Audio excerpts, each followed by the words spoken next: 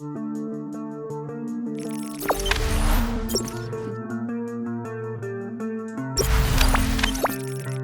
Faisal ternyata seorang bangsawan di kampungnya.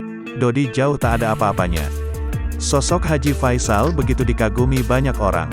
Karena Haji Faisal begitu tulus dalam mengasuh Gala Sky. Meskipun dihujat oleh Dodi Sudrajat, ia tetap mendiamkan hujatan tersebut.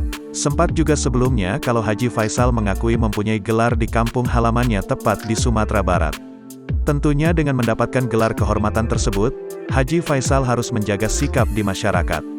Kini beredar video saat pengangkatan dan pengukuhan gelar terhormat pada Haji Faisal yang viral di media sosial, dilansir Instagram viral62.com.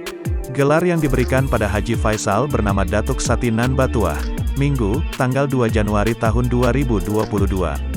Pengangkatan dan pengukuhan Pak Haji Faisal sebagai seorang Datu Sati Nan Batuah, Sakti Nan Bertuah, tulis Instagram viral62.com. Saat diangkat sosok Haji Faisal diiringi oleh banyak masyarakat yang mengantarnya.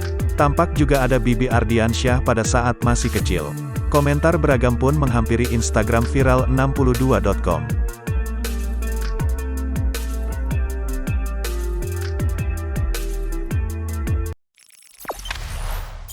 Jangan lupa subscribe, share, komen, dan like ya!